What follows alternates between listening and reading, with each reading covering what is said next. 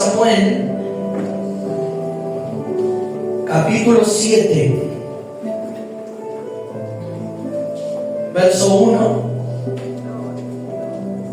Y vamos a hablar de algo que realmente el Señor estuvo ministrando en mi espíritu estos días. Y sé que va a ser de mucha bendición para todos nosotros. Esto es lo que Dios nos quiere hablar en esta tarde y noche. ¿Cuánto dicen amén? Amén. Dice así la palabra. Primera de Samuel, capítulo 7, verso 1. Dice así: vinieron los de Kiriat Jearim y llevaron el arca de Jehová y la pusieron en casa de Abinadab, situada en el collado, y santificaron a Eleazar su hijo para que guardase el arca de Jehová. Verso 2. Desde el día que llegó el arca a Kiriat Jearim, pasaron muchos días, 20 años, y toda la casa de Israel lamentaba en pos de Jehová. Toma tu asiento en esta noche.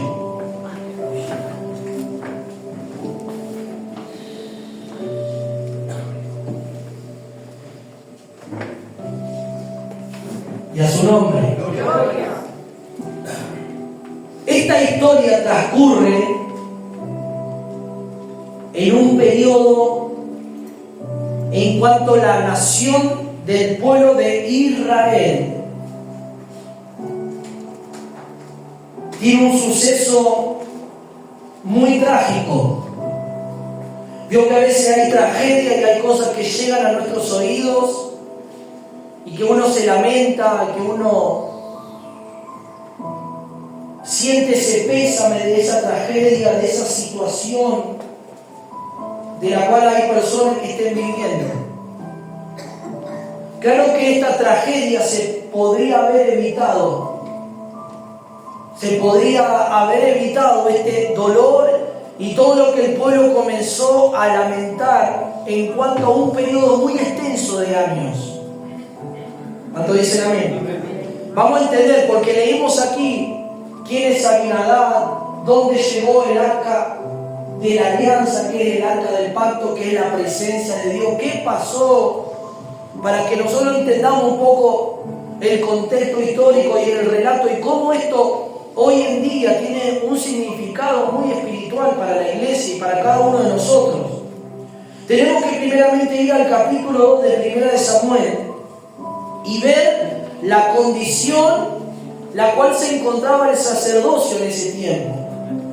Porque todo lo que pasa en un hogar, en una iglesia, en una familia, todo viene por causa de las personas responsables en dirigir dicha congregación, dicho ministerio, la familia, los jefes de familia, los hombres de la casa, si no hay hombres de la casa, las mujeres que están al mando, que están a la orden del día para hacer todas las cosas y enseñar, direccionar, bueno, todo eso. ¿Cómo afecta eso? ¿Cómo eso afectó a Israel? Porque hubo algo que afectó al pueblo para que el pueblo entrara en una degradación tan grande y haya resultados que uno no esperaba. Cuando dicen amén.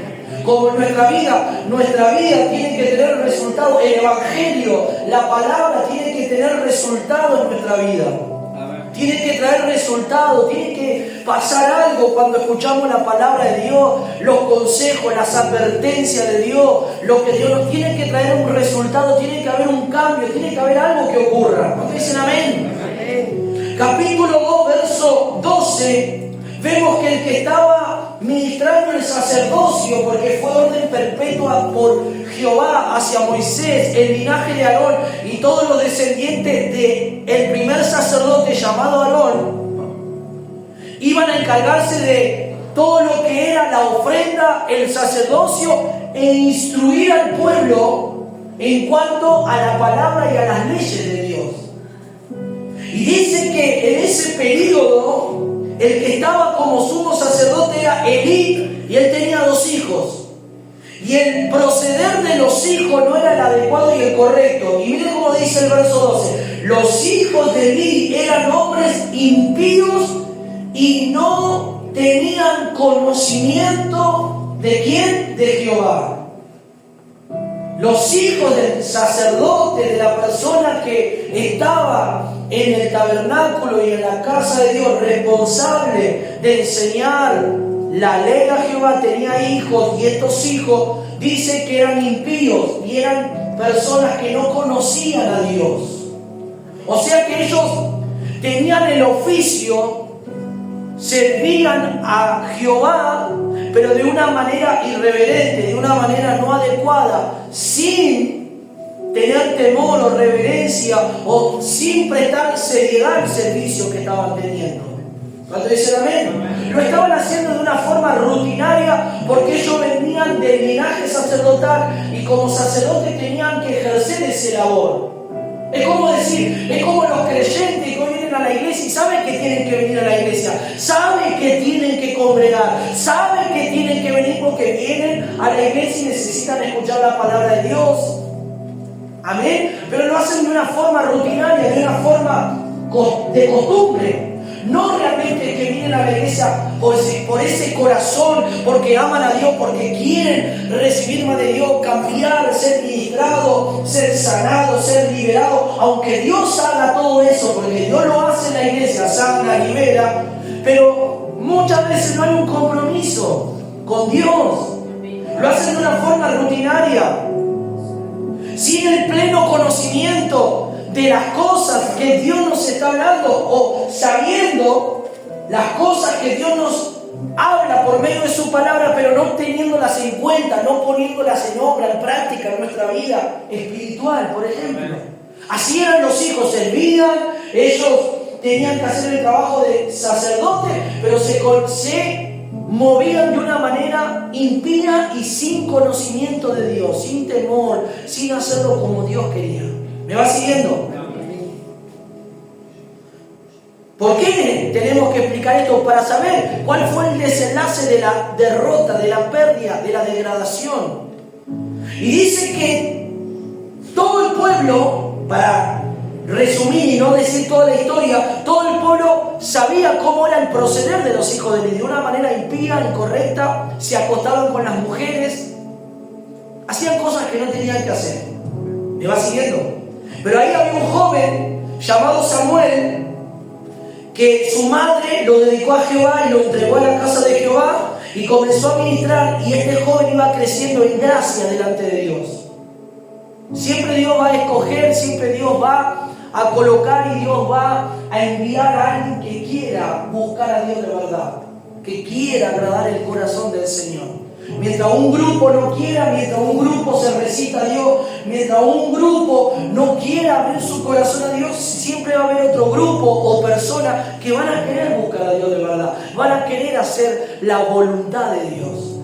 En tu casa te puede pasar, tú les dices en tu casa, vamos a buscar a Dios, tenemos que ir a la iglesia, y no todos tienen ese deseo que por ahí vos tenés en tu corazón de buscar a Dios. No todos tienen ese anhelo de buscar a Dios, de acercarse a Dios. Esto te puede pasar en tu propia casa. Vos decís, vamos a buscar a Dios, tenemos que buscar a Dios. Porque Dios es todo para nosotros. Todo lo que tenemos, porque Dios nos ha bendecido. Todo lo que hoy logramos en nuestra vida no es por nuestros méritos, nuestras capacidades, nuestra fuerza, nuestros logros materiales. Todo esto es porque Dios nos dio, nos bendijo. A veces no entienden las personas esto. Y te puede pasar que vos buscas a Dios y en tu familia hay otros que no quieren. Otros que rechazan, otros que les atrae más el mundo, les atrae más las cosas mundanas, las cosas de afuera. Vivir la vida a su manera y no querer nada saber con Dios. Bueno, así era Samuel. Samuel, mientras fue entregado y consagrado para Dios, los hijos de Eli vivían de una manera impía, pero Samuel era diferente. Él buscaba a Dios y comenzó a aprender el oficio del sacerdocio. ¿Cuánto dicen amén? Esto nos da un claro ejemplo para que entendamos que va a haber creyentes que van a querer hacer la voluntad de Dios y otros no. Otros van a querer vivir para Dios realmente y otros van a querer vivir el Evangelio como ellos quieren y a su forma y a su manera. Pero cada uno, usted no se preocupe, usted no se ponga mal porque estos hacen así y nosotros hacemos así. Usted no se preocupe por eso, porque la paga al final será el resultado, aleluya, de lo que usted va a recibir y de lo que ellos van a recibir.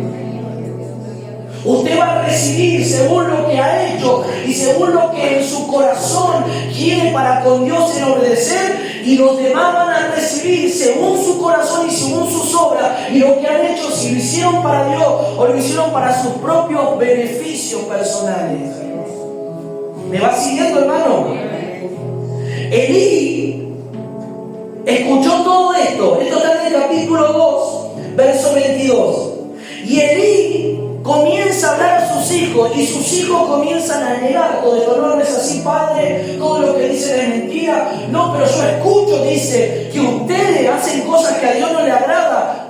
Esto va a traer una gran calamidad, esto va a traer un gran perjuicio para nosotros como familia sacerdotal. Hijos, cambien su proceder, hijos, comiencen a actuar de una manera con temor a Jehová. La reprensión de Elí no causó efecto en la vida de sus hijos.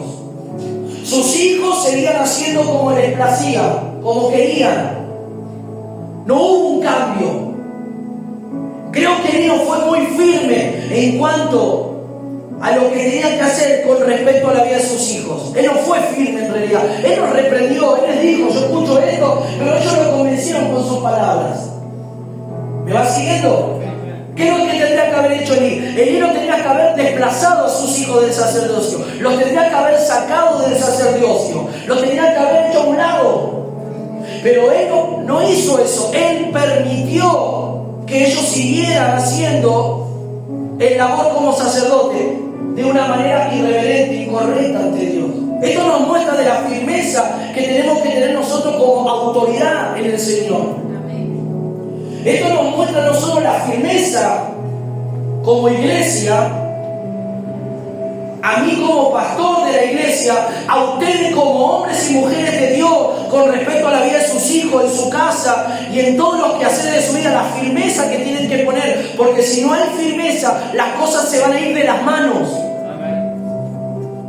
¿Me va siguiendo? Las cosas se van a ir de las manos y después van a terminar como terminó Israel en un periodo más adelante. Cuando no hubo firmeza, van a terminar llorando, sufriendo derrota, pérdida, dolor.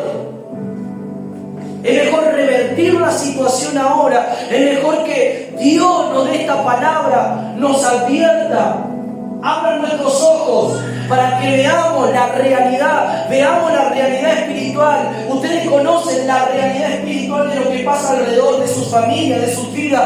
¿Cuál es la realidad que se está gestando, se está moviendo? Bueno, a orar y a poner firmeza en el nombre de Jesús, a echar fuera los demonios, a ordenar toda obra de las tinieblas, que retrocedan en el nombre de Jesús, que suelten la vida de sus hijos, de su familia, pero ustedes con la firmeza de Cristo.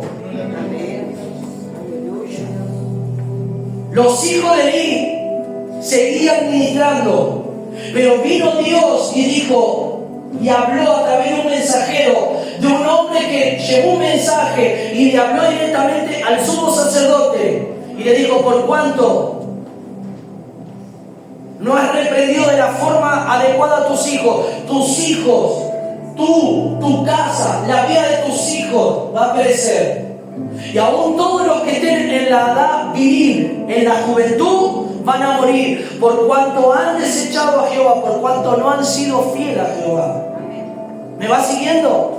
Dios, cuando ejecuta su juicio, lo hace porque Dios es un Dios justo. No es que Dios quiere la destrucción del impío, Dios quiere la salvación, Dios quiere, aleluya, que todos procedan al arrepentimiento, pero Dios también ve el proceder, Dios también ve la manera de conducirse a veces de las personas.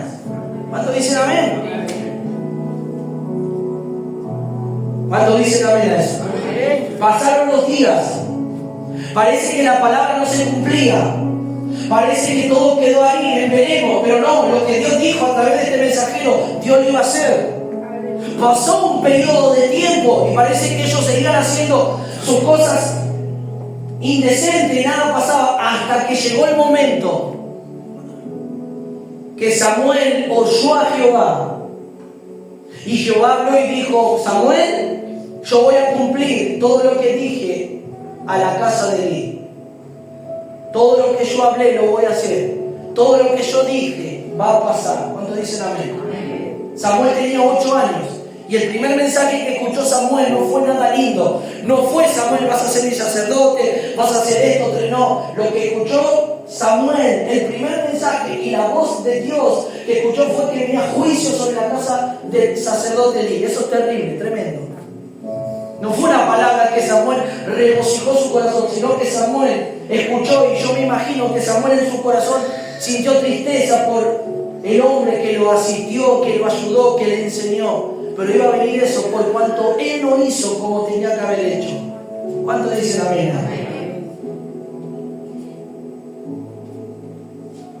¿Qué dijo Elí? No me encubras ninguna de las palabras que Jehová te habló. No me encubras. Dime, Samuel, todo lo que Dios te dijo. Y él le contó todo con detalle lo que ya sabía Elí, porque un mensajero vino hace un tiempo atrás y Samuel se lo vuelve a reafirmar: esto va a pasar con tu familia, Elí. Y él dijo: Jehová es Jehová, y que él haga como él quisiera hacer. ¿Me va siguiendo? Y la Biblia dice en el capítulo 3, verso 19, que Samuel crecía y Jehová estaba con él, y que ninguna de las palabras caía en tierra, sino que todas se cumplían. ¿Me va siguiendo el relato de la historia hasta ahí? ¿Qué es lo que pasó?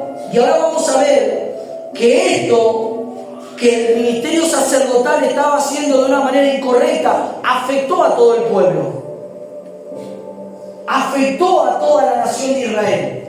Algo pasó, algo vino sobre la nación de Israel que afectó a todo el pueblo. El pueblo tenía varios enemigos que debía de enfrentar, y uno de esos pueblos eran los filisteos. Y los filisteos presentaron batalla a Israel, capítulo 4. Y Samuel había hablado a Israel que no era el momento de ir a batalla. Pero todos ellos no escucharon a Samuel, desobedecieron y fueron a la batalla. ¿Y cuál fue el resultado? Diga conmigo: derrota. Perdieron la batalla. Muchos murieron en esa batalla contra los filisteos. Miren lo que hace el no ir a Dios. Miren lo que hace el no poner las cosas en su lugar, en la firmeza. Traerá resultados trágicos. Porque todo esto fue causante, ¿por qué? Por el pecado de los hijos de Elí, por el mismo Elí que no reprendió, por el mismo Elí que permitió. Claro que la sentencia venía, pero esto afectó a la nación y trajo una gran pérdida y derrota ante el pueblo. Y eso es lo que nosotros no tenemos que, aleluya, llegar a que ocurra en nuestra vida espiritual. ¿Cuándo hay derrotas espirituales en los creyentes? ¿Cuándo hay, aleluya, en los creyentes fracasos y vuelven los creyentes a recaer en lo mismo? Cuando Dios nos habla y no entendemos lo que Dios nos está hablando y ponemos en obra, eso traerá un fracaso en nuestra vida, una derrota espiritual. ¿Me va siguiendo? Dijeron ellos: traigamos el arca del pacto, traigamos la presencia de Dios. Capaz que si la presencia de Dios va con nosotros, va a haber victoria. Y Samuel dijo: no, la presencia y el arca no tienen que salir de este lugar. Y ellos tomaron el arca y llegaron, y aún con la misma presencia, con el arca del pacto en el lugar del campo de batalla, perdieron de nuevamente la batalla. Porque esto no era cuestión de fuerza. No era cuestión de que el arca del pacto sea un amuleto, aleluya, sea un amuleto para que sea llevado al campo de batalla, y porque llegó el arca del pacto, Dios le iba a la victoria. Ya Dios se había apartado de ellos porque ellos habían desobedecido. Aleluya. ¿Cuánto dicen amén? Ah, no, pastor, yo soy cristiano, tengo la Biblia, mire, voy a la iglesia, tengo la Biblia. Y es como que por ahí uno puede decir: bueno, no, pero yo soy un hijo de Dios, llevo la Biblia. ¿Y qué te asegura eso que eres cristiano porque cargas la Biblia? Lo que nos asegura a nosotros que somos hijos de Dios cuando nosotros obedecemos a Dios. Cuando nosotros no es simplemente cargar la Biblia y venir con la Biblia a la iglesia, sino que esta palabra, esta Biblia, esté en obra en nosotros, en nuestro interior. ¿Me va siguiendo? Ellos tomaron el arca como un simple objeto y dijeron, bueno, si va el arca vamos a vencer. No, y no fue así, perdieron. El arca de la presencia de Dios es ese mueble donde está la presencia de Dios. No era un simple mueble. ¿Me va siguiendo, hermano? Perdieron. Y no solo perdieron, sino que el arca fue capturada. ¿Qué le pasó al arca? La capturaron. ¿Quién se la llevaron? Sus enemigos, los filisteos. Llevaron el arca del pacto y se la llevaron hacia su tierra. ¿Y dónde llevaron el arca? A la casa de Dagón, al templo de Dagón, del dios de los filisteos. Capítulo 5. Ahí estaba el arca. ¿Qué era el arca? La presencia de Dios. ¿Qué pasó con la presencia de Dios? No actuó, no se movió, no hizo nada para defender a Israel. Perdió Israel, aleluya. ¿Me va siguiendo? No, pues pastor, yo soy un creyente, soy un victorioso. El victorioso está en mí. ¿Y por qué hay derrota? Porque todavía hay cosas que te cuestan si el victorioso está en tu vida. ¿Me va siguiendo? ¿Va entendiendo el panorama espiritual? Yo puedo decir, yo tengo al Señor en mi vida, tengo a la presencia de Dios, tengo el arca en mi casa, pero puede ser que el arca lo tenga de palabra y de boca para afuera, pero no esté viviendo en mi interior. Y me derrota la tristeza, y me derrota la angustia, y me afano, y me turbo, y me lucho, aleluya, y viene la preocupación. Claro que a veces hay preocupaciones naturales y cotidianas, pero a veces la preocupación se acrecenta de lo más de lo habitual y eso turba nuestro corazón. Me lucho por la vida de mis hijos que cada vez están más lejos de Dios, más apartados, más yéndose a los vicios, al mundo, pero tengo pero me aflijo, me turbo, me lucho. Y poco a poco vamos desacreditando en nuestro interior la presencia del Señor, de que Dios dice, si tan solo ustedes me creyeran y confiaran, me entregaran todas las cosas en mis manos, yo obraría, yo haré algo, pero ustedes crean, ustedes no se desenfoquen, ustedes obedezcan y yo voy a hacer. ¿Me va siguiendo? El arca fue al templo de Dagón. Dios no necesita que yo lo ayude, Dios no necesita que yo le eche una mano, no, Dios se vale por sí mismo porque Él es Dios todopoderoso. Yo necesito que Él me ayude, yo necesito que Él me defienda, yo necesito de Él, no que yo voy a ayudar a Dios. Dios no necesitó la ayuda de ninguno de los israelitas, ni de Samuel, que Samuel vaya a buscar el arca del pacto. No, claro que cuando se enteraron que el arca del pacto fue robado y fue quitado, todo el pueblo se lamentó y lloraba, y todo el pueblo sufrió por esa gran pérdida.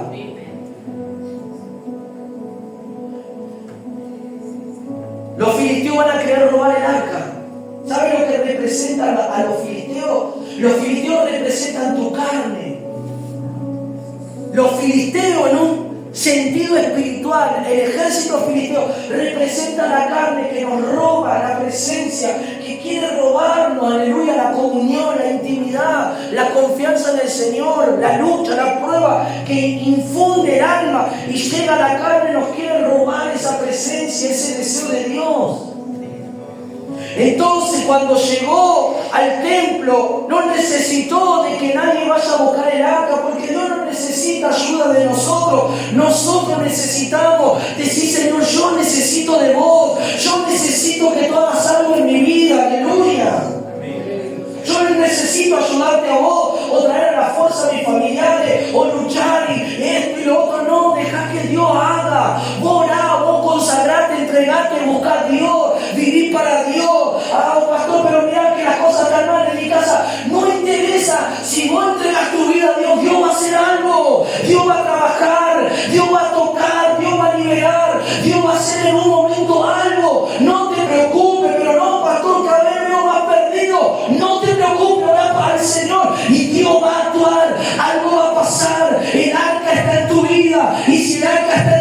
casa, las cosas van a comenzar a cambiar. No dejes que los filisteos roben el arca de tu corazón, en tu vida, en tu interior. Y cuando estaba en el templo de Dagón, junto a la estatua de Dagón, pusieron el arca. Cuando entraron los sacerdotes a ofrecer a su dios Dagón, vieron que Dios Dagón estaba arrodillado, caído delante del arca de la alianza.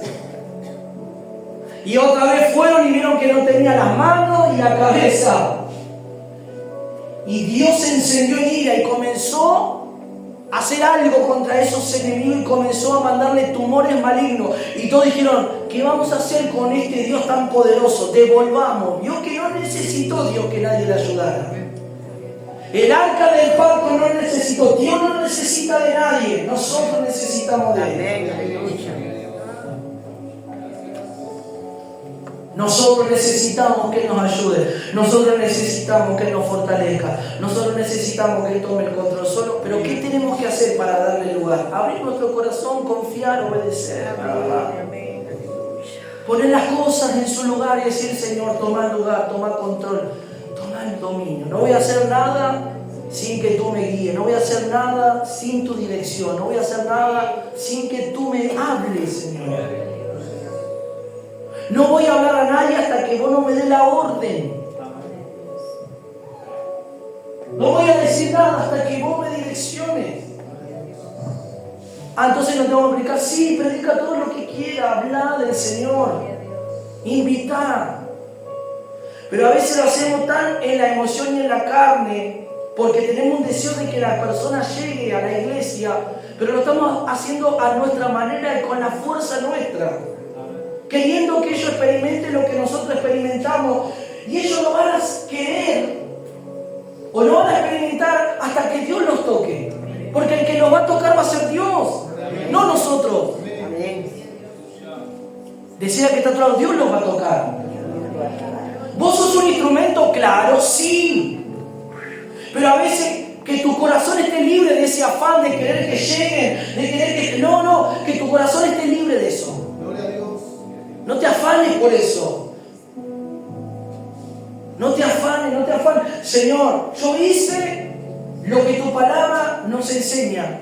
La gran comisión, predicamos, anunciamos la buena noticia, hablamos de este Dios todopoderoso. Ahora, Señor, yo ya cumplí con lo que tú me enviaste. Ahora te toca a ti, Señor. Ahora lo vas a hacer vos. Yo seguí orando y pidiendo, y tú vas a hacer, y tú vas a tocar. Y parece que cuando más oramos, y oramos de la manera correcta, como más dureza se levanta, como hay un muro fuerte que se opone, pero no hay muro, no hay corazón duro, no hay nada que Dios no pueda derribar.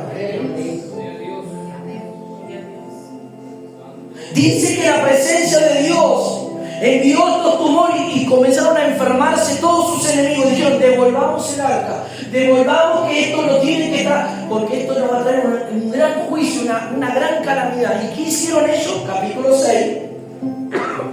Diga conmigo, devolvieron el arca. ¿Fue alguno a retirar, a pelear por el arca? No, porque no necesita nuestra ayuda. Por eso dice la palabra, no es con espada, no es con ejército, es con su Santo Espíritu. No es de la manera, aleluya, que nosotros queremos, pensamos, es con la manera de Dios. ¿Me va siguiendo, hermano?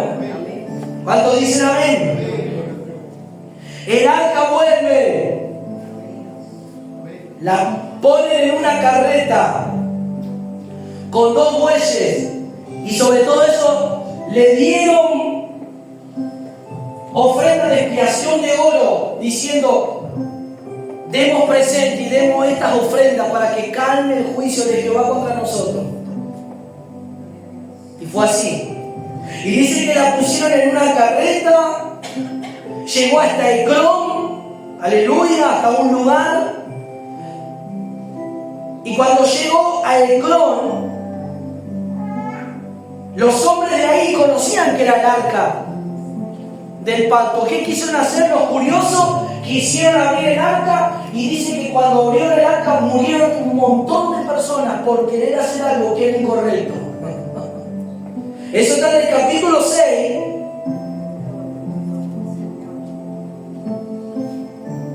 Versículo 16 en adelante, usted lo puede leer luego. Léalo en su casa. Yo le estoy resumiendo la historia ahí. Hubo una gran mortandad. Dice que murieron 50.000 hombres. Y dice que todo el pueblo lloró por lo que Jehová había hecho en gran mortandad. ¿Me va siguiendo? Hicieron algo que ellos quisieron ver el arca del pacto y nadie podía ver el arca del pacto. Porque era la presencia de Dios. Nadie podía abrir el arca del pacto. ¿Me va siguiendo? Y ahora vemos lo que nosotros hemos leído. Escuchen. Enviaron pues, verso 21 del capítulo 6, y enviaron mensajeros a los habitantes de Jearim, diciendo: los filisteos han devuelto el arca de Jehová, descended pues y llevadla a vosotros. Los filisteos la devolvieron, ahora ustedes encárguense del arca. Y el arca, dice la palabra del Señor, que fue a la casa de alguien llamado como Abinadab. ¿Quién era Abinadab? Vamos a entender rápido para entender esto. ¿Quién era Abinadab? Abinadab era un sacerdote de la tribu de Leví. ¿Me va siguiendo?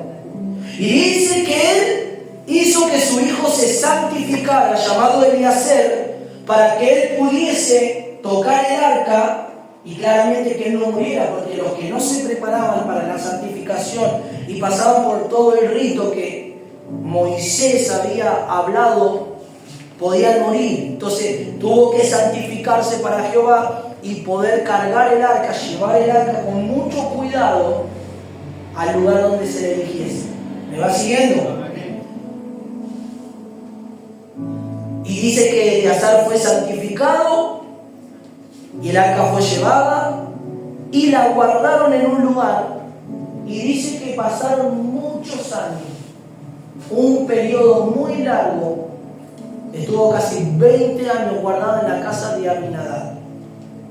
¿Me va siguiendo? Hasta ahí me sigue la historia. Mire dónde llegó. La presencia de Dios llegó a la casa de un sacerdote.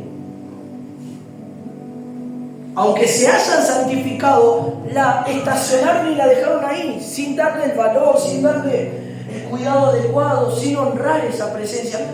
Dejaron el arca ahí adentro, en la casa. ¿Cuánto dicen amén? Ahora usted va a entender algo.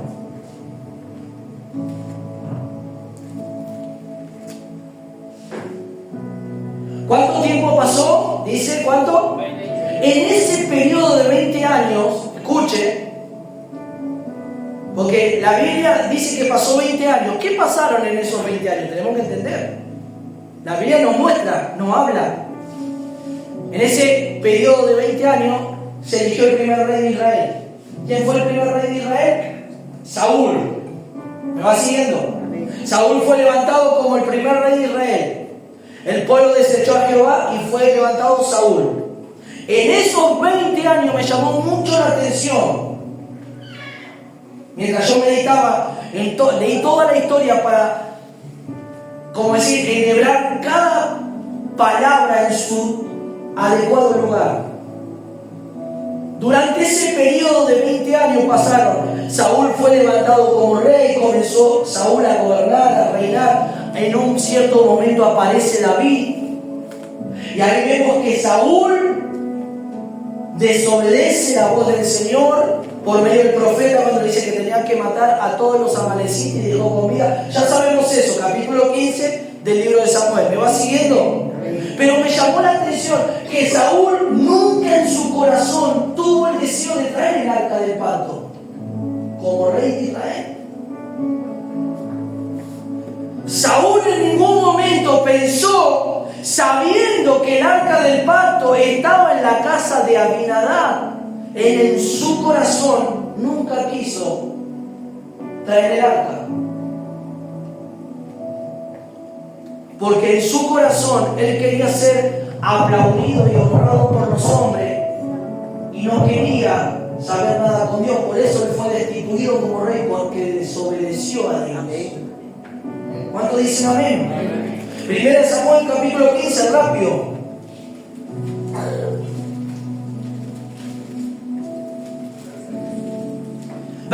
30, dice, y le dijo, yo he pecado, pero te ruego que me honres delante de los ancianos de mi pueblo y delante de Israel, y vuelvas conmigo para que adore a Jehová tu Dios. Le dijo, Samuel, ven y adoremos, que el pueblo vea que Dios está conmigo. Y Samuel dijo, ya Dios no está con vos. En todo ese periodo de 20 años, el arca, la casa de Dios, la tienda, no tenía lo más principal, que era la presencia de Dios, el arca, y estaba en un lugar donde no estaba siendo valorada, donde no estaba siendo cuidada, donde no estaba siendo honrada. Y un rey que se levantó, porque Dios, aleluya, permitió que Saúl sea levantado, porque los hombres vieron un rey, en su corazón nunca tuvo el deseo de traer el arca del pacto. ¿Será que tú quieres la presencia? Vio que hay personas que le da igual venir a la iglesia, no vienen a la iglesia, quieren la presencia, a veces quieren, a veces no, a veces se frustran, a veces quieren, a veces no quieren, a veces quieren servir, a veces no quieren servir, a veces le da igual servir, no servir. ¿Qué significa eso para nosotros? Que no hay interés por la presencia, por las cosas de Dios. Cuando nuestro corazón tiende a tener esa tendencia de que quiero servir, pero otro día no quiero servir porque me afano, porque me lucho, porque la prueba, porque los hijos, porque el gato, porque el perro, porque esto, no tenemos interés por la cosa de Dios. Saúl nunca tuvo, aunque fue el rey de Israel, el Espíritu de Dios estaba sobre él, vino en un momento, lo usó en ciertos momentos, pero en ningún momento tuvo el deseo de traer lo más preciado para Israel, la presencia de Dios, el arca de la alianza, ese objeto tan sagrado, tan maravilloso, que era la presencia de Dios.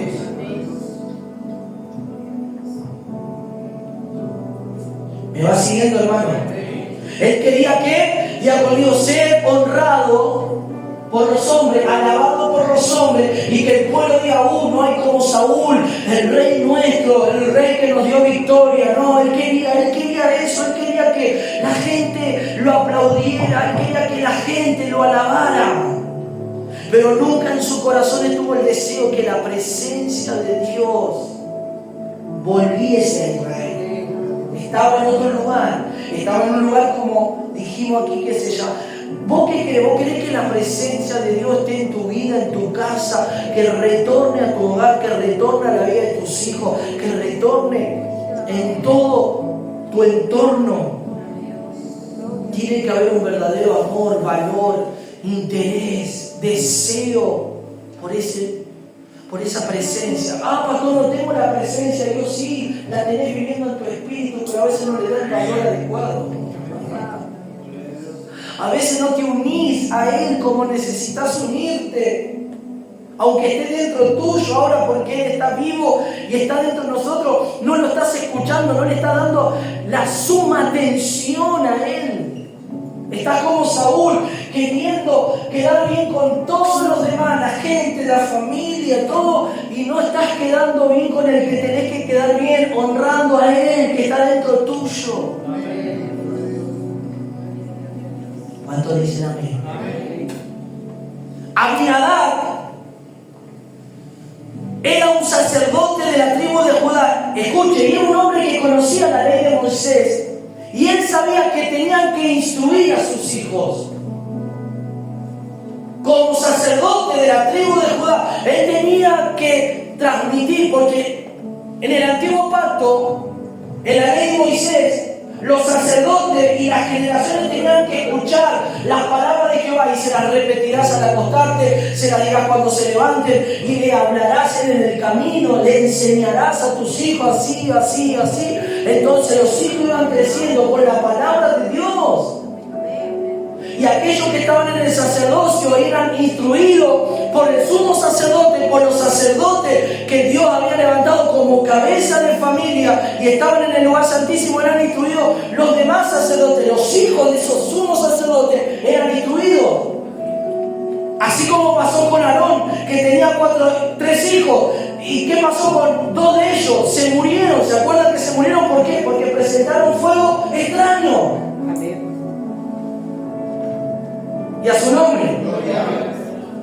¿Cuánto dicen gloria a Dios por él? Pero ahora vaya conmigo, segunda de Samuel, rápido.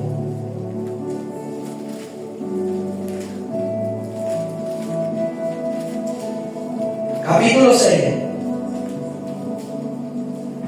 Pasaron 20 años, Saúl como rey, tuvo grandes hazañas, victorias, profetizó en un momento, pero nunca en su corazón él intentó traer el arca, nunca.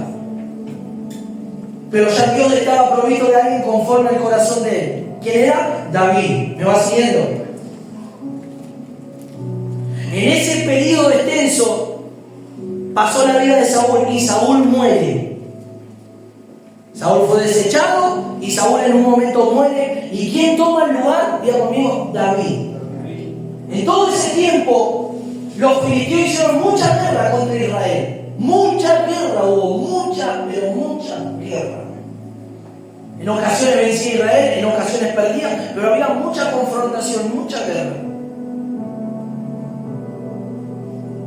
Por ejemplo, Saúl fue muerto por su propia espada en una batalla contra los filisteos. Dijo: muera yo por mi propia espada antes que muera por mano de mis enemigos. Y él se muere, él se mata con su propia espada. ¿Me va siguiendo? Pero en una batalla contra los filisteos, los mismos que robaron el arca del pacto, los mismos que quitaron la presencia, son los mismos que atacan. ¿Quién es el que siempre te ataca? Claramente que el diablo está detrás de todo. Pero ¿qué es siempre lo que te ataca? Tu carne, tu emoción, tu sentimiento es lo que te ataca para que no busques a Dios, para que no te entregues más a Dios, para que no obedezcas. ¿Qué es lo que ataca? Tu alma, tu emoción, tu carne. Ese es el enemigo. El diablo está detrás de todo esto. Pero eso es siempre el ataque, la mente, los pensamientos y esto. Ahí son los filisteos, en un cierto decir, porque Israel tuvo mucha lucha contra los filisteos por muchos años, hasta que se levantó David. Y David, ya conmigo, derrotó a los filisteos. Capítulo 5, rápido, verso 17. Cuando David fue levantado y ungido como rey, subieron todos los filisteos para buscar a David y para matarlo. Pero David era diferente a Saúl. David consultó a Jehová. Entonces, verso 19, consultó David a Jehová diciendo: iré contra los filisteos, los entregarás en mi mano. Y respondió Jehová: ven, porque ciertamente entregaré a los filisteos en tus manos. ¿Cuántos dicen amén? Y ahí vemos la derrota de los filisteos por mano de David. Pero David, ¿quién era? Diga conmigo, el hombre conforme al corazón de Dios, el hombre que escuchaba a Dios, el hombre, aleluya, que tenía ese corazón obediente y amaba al Señor. Él quería ser visto por los hombres, no, él quería agradar a Dios, y eso agradó el corazón de Dios. Entonces Dios le dio la victoria. ¿Cuánto dicen amén? Amén? ¿Vos querés ser un victorioso? ¿A quién vas a agradar más? ¿A tu pariente? ¿A tu propia vida? ¿A vos mismo? ¿O vas a agradar a Dios? ¿O le vas a decir: Señor, yo te quiero agradar a ti? No me importa que se burlen, que se rían, no me importa lo que digan de mí, no me importa que me llamen religioso, fanático, que me llamen como me quieran llamar, que digan lo que digan. Sí, soy un loco, pero porque te amo a ti y me voy a consagrar y te voy a servir todos los días de mi vida. Y aunque el mundo se levante contra mí, aunque mi familia se levante contra mí, no me importa. Yo, Señor, te voy a servir a vos. ¿Me vas siguiendo? Ese era David. ¿Qué pasó? Fue levantado como rey y lo primero que hizo, diga conmigo, vencer a los enemigos. ¿Qué es lo que tenés que hacer? Diga conmigo, tengo que vencer. Y después de que los enemigos fueron derrotados y ya no hubo obstáculos para que haya todo eso, en su corazón dijo: voy a traer el arca del pacto. Miren, capítulo 6.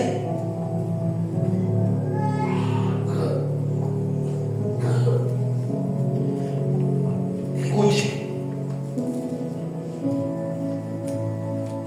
Primera de Crónicas, vaya.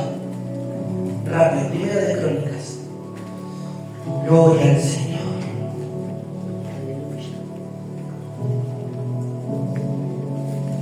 Primera de Crónicas, capítulo 13.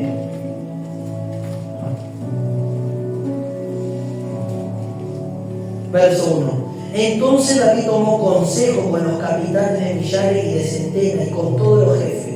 Y dijo David a toda la asamblea: si os pareciere bien, y si es la voluntad, escuchen, miren cómo dice, y si es la voluntad de Jehová nuestro Dios, enviaremos a todas partes por nuestros hermanos que han quedado en todas las tierras de Israel, y los sacerdotes y los levitas, y los que están con ellos en sus ciudades y ejidos, para que se reúnan con nosotros. Y traigamos el arca de nuestro Dios a nosotros. Escuchen, porque desde el tiempo de Saúl no hemos hecho caso de ella. Desde el tiempo, mira, acá afirma lo que hablamos. Saúl no tuvo el deseo de traer, nunca en el corazón de Saúl tuvo el deseo de que el arca, la presencia de Dios, venga a Israel. ¿Y qué dice David? Desde el tiempo de Saúl no hicimos caso de ella. Saúl nunca, porque David no podía pasar sobre el rey. El rey era el que tenía que tomar la decisión de traer el arca, pero Saúl nunca quiso hacer eso. Entonces dice David, desde ese tiempo, parafraseando, Saúl nunca tuvo el deseo de que el arca, la presencia de Dios, venga, pero yo tengo el deseo de traerla. Yo tengo, y si a Dios bien le pareciere, vamos a buscar el arca, vamos a traer la presencia de Dios, vamos a traer, aleluya, que la presencia de Dios vuelva a la ciudad de Israel. ¿Qué es lo que necesitamos nosotros, aleluya? Es que la presencia de Dios retorne a la familia, a los corazones, a todos los creyentes, aleluya. Tiene que regresar, pero tiene que haber un interés, tiene que haber algo en el corazón para que eso ocurra. Dios tiene que despertar eso en los corazones para que la presencia de Dios retorne. La presencia de Dios no es que, como dije, no está Dios, Dios está en nosotros, pero a veces no hay ese deseo, no hay ese amor, no hay ese fervor, no hay ese interés. ¿Me va siguiendo? Pero David dijo, desde los tiempos de Saúl la hemos descuidado. Desde los tiempos de Saúl nadie se acordó del arca del pacto, pero yo quiero traerla de nuevo. Y dice, yo quiero, si es voluntad de Jehová, que Jehová nos dé su gracia para que retorne y vuelva al lugar donde pertenece. ¿Cuánto dicen amén a eso? Entonces, ¿dónde estaba el arca? Era conmigo en la casa de Abinadab. 20 años y nada que hizo el arca del pacto. Entonces dijo David, traigamos el arca. Vamos a sacarla. ¿Dónde está? En la casa de Abinadab. Vayan y traigan el arca. Que ellos la traigan. Que ellos como sacerdotes traigan el arca, dice. Bueno. Y dice que mandó a buscar el arca del pacto. Y venían los hijos de Abinadab, pero dice que los hijos la cargaron en una carreta, acarreando por 2 bueyes. Y cuando el arca, en un momento los burros trastabillaron y los bueyes casi caen, dice que el arca casi cae al suelo y uno de los hijos la extendió la mano, la tocó y se murió. Uno pudiera decir, pero ¿qué pasó? ¿Por qué lo mató? Si no era levita, sí, pero no era la forma adecuada de traer el arca. No era la forma que el arca tenía que haber sido traída, porque el arca la tenían que traer los levitas en el hombro, dice la palabra de Dios en el Antiguo Testamento. Era cargada por 4 levitas y era traída al hombro, no en burro, en animal. Al ver esta escena, David se quebranta mucho y dice, ¿por qué Dios ha permitido esto? Y va el arca y dijo, no la vamos a llevar todavía. Tengo que pensar y meditar y ver por qué Dios permitió esto. Todo eso fue una enseñanza para David. David no tenía la suficiente capacidad en ese momento, porque esa era la tarea de los sacerdotes, era rey. David tuvo un buen deseo y una buena intención, pero lo que él no sabía, que no era de la forma que ellos traían el arca, era de otra manera como Dios había. Entonces, ¿qué significa esto? No es el evangelio la manera que nosotros queremos vivirlo o hacerlo o practicarlo, es como Dios dice. Es como Dios lo estableció en la palabra. No es como, bueno, yo voy a la iglesia y ya está todo. No, no es simplemente esta la forma de servir a Dios. Hay que nosotros saber qué a Dios le agrada, qué a Dios le desagrada, cómo debo de servirlo, cuál es la manera correcta que Dios recibe mi servicio, cuál es la manera adecuada que Dios recibe mi vida como hijo de Dios. Porque había requisitos para que el arca del pacto volviese y fuese llevada. Pero ellos, y esto, ¿saben cuál fue? Esto fue la responsabilidad de su padre Abinadab. Abinadab no instruyó a sus hijos. Abinadab no enseñó cómo era la forma adecuada de llevar esa arca, el mueble, la presencia. Y él permitió que la cargaran en un burro, en una carreta. Y esto para nosotros también significa algo. ¿Cómo nosotros criamos a nuestros hijos? ¿Cómo nosotros instruimos a nuestros hijos? ¿Cuál es el camino que estamos instruyendo a nuestras generaciones? Le estamos marcando el camino, le estamos diciendo esto, hijo, le agrada a Dios. Cuando vamos a la casa de Dios, de esta manera tenemos que comportarnos, porque ahí está Dios, está la presencia de Dios. Tenemos que cantar todos juntos, tenemos que nosotros buscar a Dios de esta manera, porque esta es la manera correcta, adecuada. Cuando vayamos a la casa de Dios, portémonos bien, busquemos a Dios, cerremos los ojos. Así, entonces, Abinadab no fue un buen padre que le instruyó a sus hijos, por eso uno de sus hijos murió. Uno de sus hijos pereció. ¿Por qué? Porque él como padre no le instruyó en la palabra, no le instruyó cómo era la forma que ellos cargaban algo tremendo, la presencia de Dios.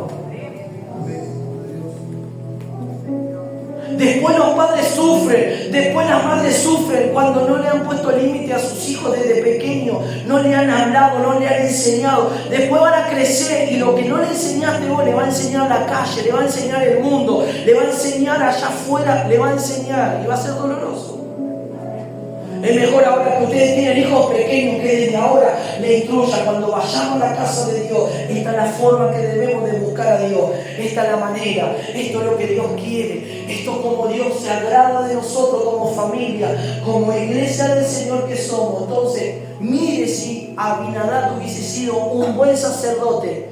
O sea que Abinadab olvidó todas las enseñanzas porque él no estaba ejerciendo el sacerdocio.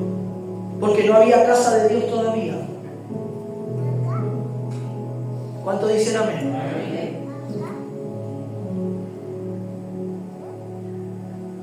David sufrió al ver este suceso. Dijo, ¿por qué Dios hizo esto? ¿Por qué Dios permitió la muerte de este hijo, de este sacerdote? Y él dijo, no voy a llevar el arca a Israel. ¿Sabe lo que hizo David?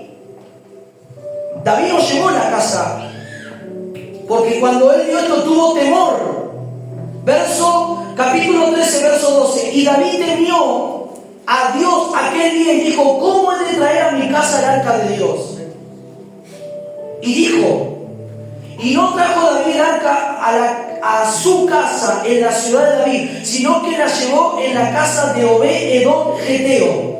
La llevó a otro lugar, a la casa de un hombre llamado Obed-Edom, que estaba de paso hacia la ciudad de Israel, de David. La entregó ahí, dijo, Obed-Edom, vos vas a recibir algo preciado. Es el arca de la alianza, es la presencia de Dios que va a ir a tu casa. ¿Sabe lo que hizo Obed-Edom? Obed-Edom no fue como Abinadab. Obed-Edom se alegró. Obed-Edom dijo, la presencia de Dios en mi casa. Obed-Edom, la actitud que tuvo fue, aunque él escuchó la muerte de uno, pero él dijo, la presencia de Dios viene a mi casa. El arca del pacto es Dios mismo entrando, y miren lo que pasó, porque la actitud de Obed-Edom fue diferente hacia cuando estaba en la casa de Abinadab, que quedó 20 años y nada pasó. Y así pasa a veces en la vida. ¿Qué representa? La casa de Abinadab y la casa de Obed-Edom son dos claros retratos espirituales de dos clases de creyentes. El creyente que está hace muchos años en la iglesia y nunca su vida cambia. Siempre lo mismo, siempre la misma persona, no hay un cambio, siempre lo mismo. Pero tiene es un hijo de Dios, va a la iglesia, pero seguís siendo el mismo. ¿De qué sirve eso? No sirve.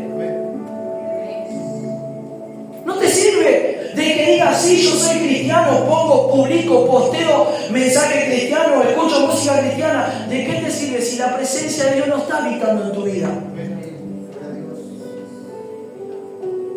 Son dos claros retratos espirituales de dos personas diferentes, de una casa y otra casa. Muchos años estuvo y no pasó nada. Pero cuando llegó a la casa de Obed-Edom, la diferencia fue tremenda. En 3 meses, mira lo que dice lo que pasó. Dice, y el arca de Dios estuvo con la familia de Obed-Edom en su casa 3 meses, y bendijo Jehová la casa de Obed-Edom y todo lo que tenía. Todo lo que él tenía fue bendecido por Dios. Todo. ¿Cuál es el secreto? ¿Cuál fue el secreto de una casa? 20 años no pasó nada. ¿Y cuál es el secreto de que entró en esta casa y en 3 meses todo cambió? El secreto es el corazón. El secreto es recibir la presencia, recibir la palabra y abrir el corazón y decir, sí, Señor, vos me estás hablando, necesito un cambio. Sí, Señor, necesito abandonar esto. Sí, Señor, necesito buscar más. Sí, Señor, oh, Señor, necesito esto en mi vida. Esa es la diferencia. No hay otro secreto. En 3 meses las cosas cambiaron. Dios bendijo la economía. Oh, pastor, estoy con necesidad. ¿Por qué sufrí esa necesidad? Porque no estás abriéndote a la presencia de Dios. Dios te quiere bendecir en todas las áreas. ¿Cuántos dicen amén? ¿Me va siguiendo, hermano?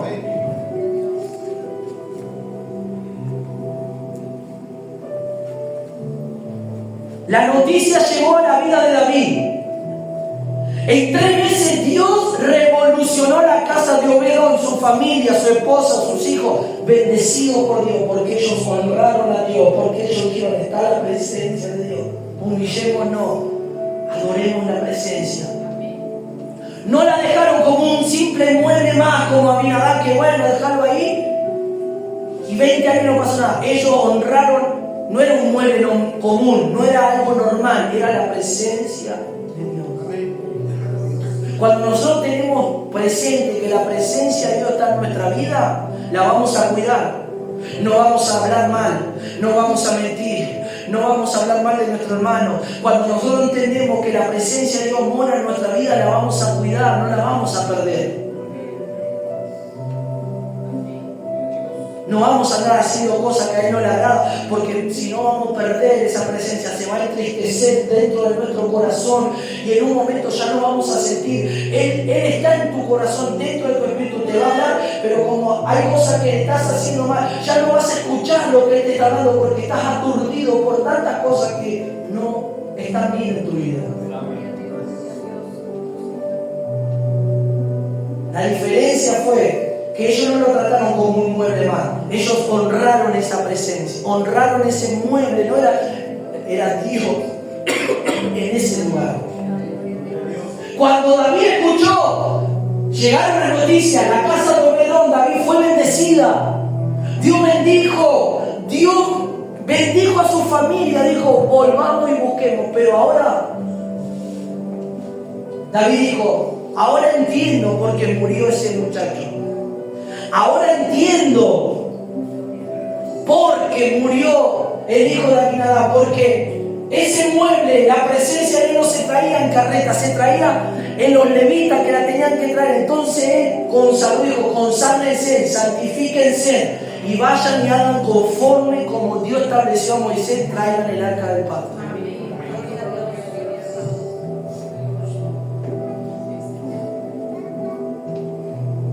Pero lo que más me llamó la atención,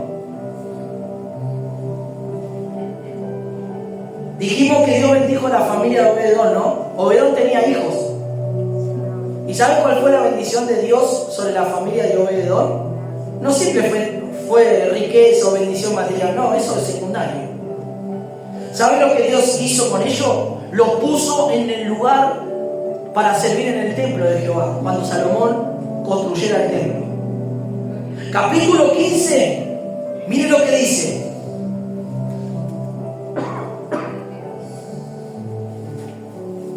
Dice así: hizo David también casa para sí en la ciudad de David y arregló un lugar para el arca de Dios y levantó una tienda. Entonces David dijo: el arca de Dios no debe de ser llevada sino por los levitas, porque a ellos eligió Jehová para que traigan el arca de Jehová y le sirvan perpetuamente. Ellos tenían la responsabilidad de cargar el arca. ¿Cuánto dice gloria a Dios por esto? Gloria a Dios. ¿Me va siguiendo, hermano? Amén.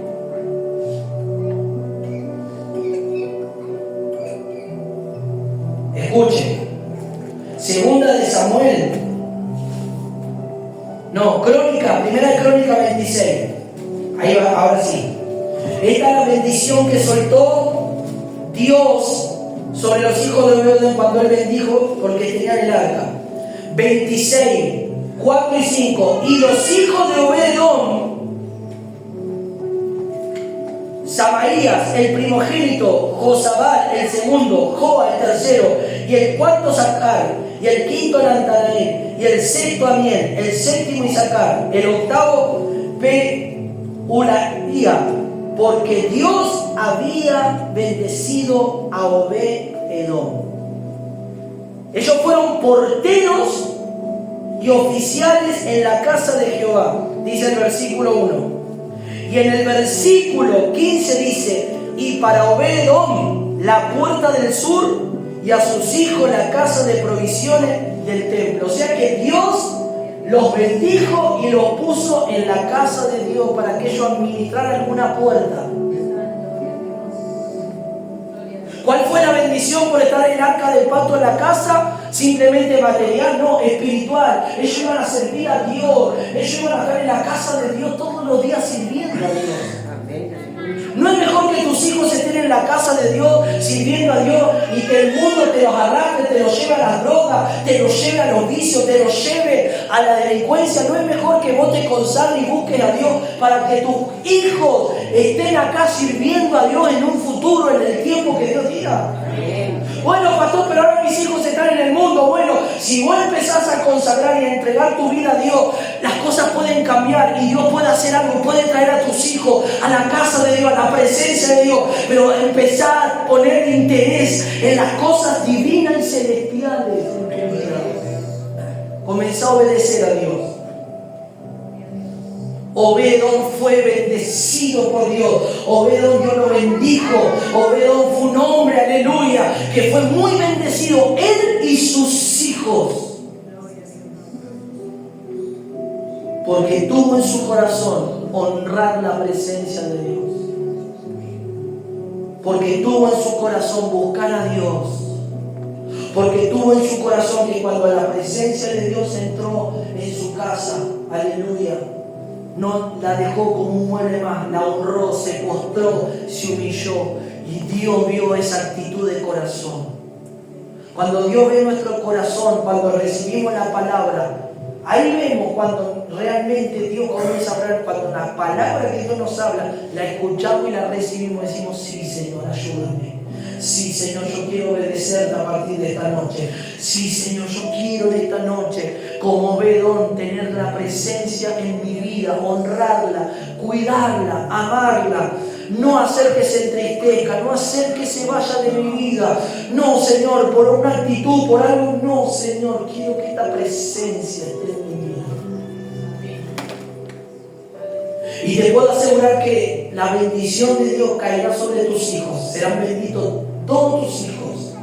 Dios va a bendecir, va a hacer algo. Y aunque estén lejos, si vos sos fiel, Dios lo va a tocar. Si vos cuidás la presencia de Dios, Dios nos va a traer. Si vos cuidás la presencia de Dios, Dios va a hacer algo. Obed-Edom fue fiel, obediente, cuidó la presencia. Él nos desaprovechó en ningún momento. Tuvo solamente en 3 meses, esos 3 meses, me imagino la alegría que habrá tenido. Por eso cuando la presencia de Dios está en la vida, hay alegría y gozo.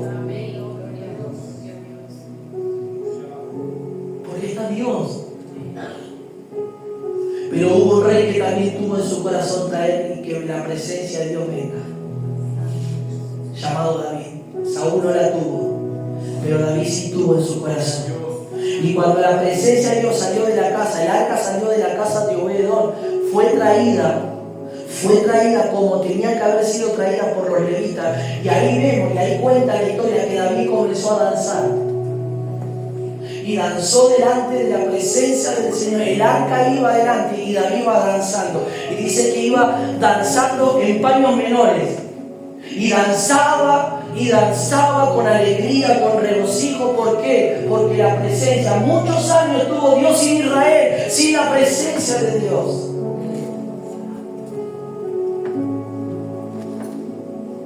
Y la presencia de Dios llegó a Israel. Porque hubo un hombre que quería traer esa presencia, llamado David. Aunque tu familia no quiera tener la presencia, vos sos el causante de llevar esa presencia.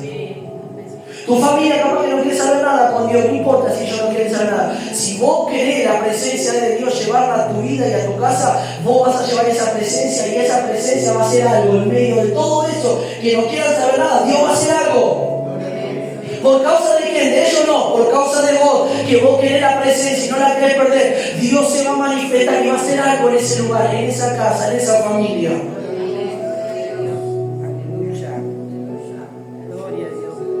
Capaz que en tu casa no quieran. No quiero saber nada con la iglesia, yo no quiero saber nada, me quiero ir al bueno, vivir la vida. Bueno, no importa lo que vos llevas la presencia va a ir con vos y la presencia va a hacer algo. Oh, aleluya, la presencia va a tocar a aquellos. Pero vos sé firme. Pero vos sé un creyente, aleluya, que diga, aunque ustedes no quieran saber nada, yo voy a servir a Dios y Dios va a hacer algo en la vida de ustedes. Aunque ustedes no quieran y rechacen a Dios y se quieran ir lejos de Dios, Dios los va a tocar, va a hacer algo Dios, aleluya. ¿Por qué? Porque vos llevas el arca del pacto a tu casa. Y si el arca del pacto está en tu casa, el Señor va a hacer algo, la presencia de Dios va a hacer algo. Oh, aleluya, cerrá tus ojos en esta noche, aleluya. Oh, aleluya, aleluya, aleluya.